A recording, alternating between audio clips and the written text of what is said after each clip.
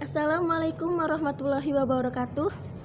Saya Jumiarti Alni dengan NPM 18051700002. Saya mahasiswi di Universitas Muhammadiyah Sumatera Utara, Fakultas Ekonomi dan Bisnis, jurusan akuntansi.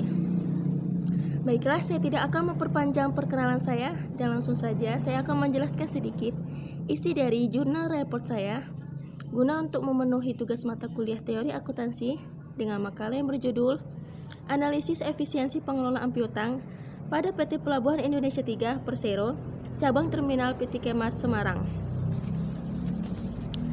Berkembangnya kemajuan ekonomi Indonesia, salah satu buktinya terlihat dari semakin meningkatnya tingkat ekspor maupun impor barang dari dalam negeri maupun luar negeri.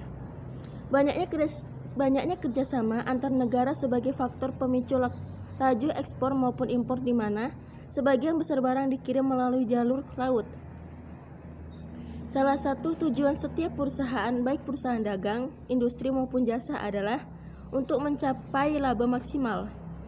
Salah satu yang dapat dilakukan oleh perusahaan merealisasikan tujuan tersebut adalah dengan meningkatkan volume penjualan. Semakin tinggi volume penjualan, maka semakin besar pula laba yang diperoleh. Penjualan merupakan unsur utama dalam memperbesar laba di samping unsur-unsur lain seperti pendapatan lain-lain.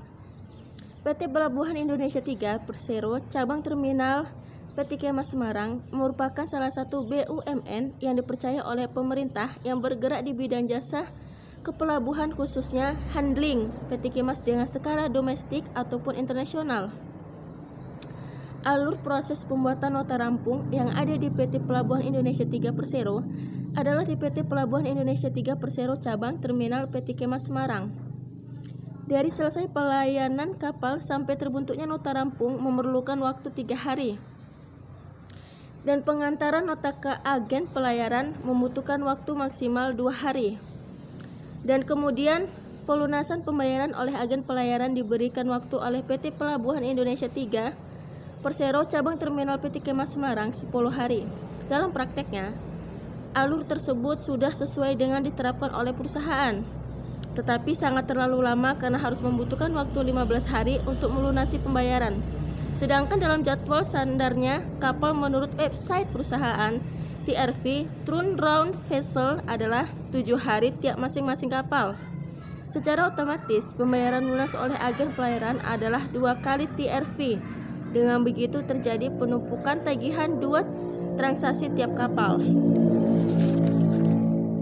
Dalam pembahasan ini ada pula pengertian dari piutang, yaitu pengertian piutang menurut Iwan Setiawan tahun 2010.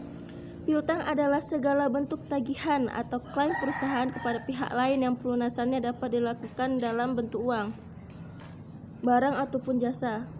Lain hal yang dikemukakan oleh Monawir tahun 2004 akibat adanya penjualan dagang secara kredit. Sedangkan menurut prinsip akuntansi Indonesia, Ikatan Akuntansi Indonesia tahun 1999, piutang dipakai dalam yang arti sempit, yaitu hanya menunjukkan tagihan yang akan dilunasi dengan utang.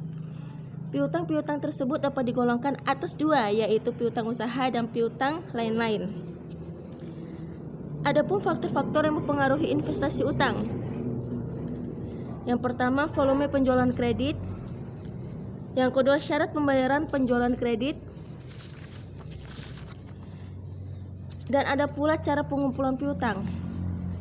Pengumpulan piutang suatu perusahaan merupakan prosedur yang harus diikuti dalam mengumpulkan piutang-piutangnya apabila sudah jatuh tempo. Sebagian dari keefektifan perusahaan dalam menerapkan kebijaksanaan dalam pengumpulan piutangnya dapat dilihat dari jumlah kerugian piutang atau bad debt expense, karena jumlah piutang yang dianggap sebagai kerugian tersebut tidak hanya tergantung pada kebijaksanaan pengumpulan piutang, tetapi juga pada kebijaksanaan penjualan kredit yang diterapkan. Menurut Lukman Syamsuddin tahun 2007, cara pengumpulan piutang yang harus dilakukan oleh perusahaan bila mana langganan atau pembeli belum membayar sampai waktu yang telah ditentukan, yaitu yang pertama melalui surat yang kedua melalui telepon, yang ketiga kunjungan personal, dan yang keempat tindakan yuridis. Adapun prosedur menurut Suat Husnan tahun 2004 terhadap pelanggan yang telah terlambat membayar hutangnya, umumnya dilakukan beberapa prosedur sebagai berikut. 1. Mengirimkan surat teguran yang menjelaskan bahwa pelanggan telah terlambat untuk melunasi hutangnya. 2. Menghubungi pelanggan tersebut melalui via telepon secara langsung. 3. Menggunakan bantuan perusahaan jasa yang bergerak dalam bidang jasa pengumpulan piutang. 4. Menempuh jalur hukum atas pelanggan yang telah terlambat atau tidak membayar hutang.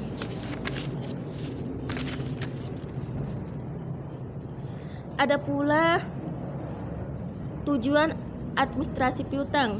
Menurut M. Samsul tahun 1993, tujuan dari administrasi piutang adalah sebagai berikut. Yang pertama, memberikan informasi untuk penagihan tepat waktu. Yang kedua, meyakinkan jumlah piutang itu memang benar atau terbukti. Yang ketiga, untuk mendapatkan dasar di dalam membuat penghapusan piutang. Yang keempat, menentukan likuiditas untuk mengkelompokkan keaktifan lancar atau keaktifan lain. Yang kelima, sebagai kontrol terhadap saldo buku besar piutang.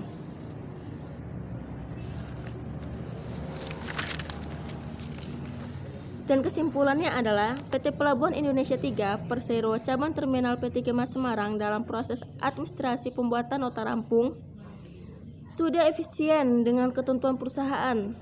Dari 5 hari ketentuan perusahaan, dalam pelaksanaannya memerlukan waktu rata-rata 2 hari.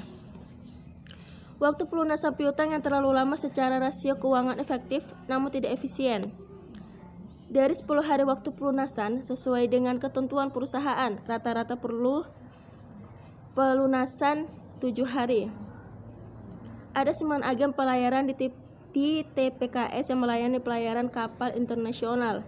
Dari rata-rata kapal, agen pelayaran akan bersandar dalam waktu 7 hari berdasarkan data yang diolah penulis. Data yang diolah selama 6 bulan terjadi 254 transaksi kapal internasional. Transaksi yang tidak sesuai dengan ketentuan perusahaan sebanyak 64 transaksi atau 2,51%. Lamanya proses nota rampung sudah sangat baik pada presentasi 95,27%. Sedangkan untuk lamanya umur piutang perusahaan 21,65% yang tidak sesuai. Selain itu, dalam besarnya piutang yang bisa dikatakan menimbulkan risiko piutang tak tertagih yang terjadi selama periode November 2014 sampai April 2015 sebesar US dollar 6,938,696,58. Nominal yang memungkinkan munculnya risiko piutang tak tertagih tersebut secara persentase sebesar 34,63% dari keseluruhan piutang yang terjadi dalam periode tersebut. Adanya locking system yang diputuskan oleh perusahaan dengan tujuan untuk mengendalikan piutang dalam hal ini juga belum dimaksimalkan oleh pihak TPKS karena masih dalam tahap evaluasi. Demikianlah penjelasan isi dari makalah jurnal repot saya.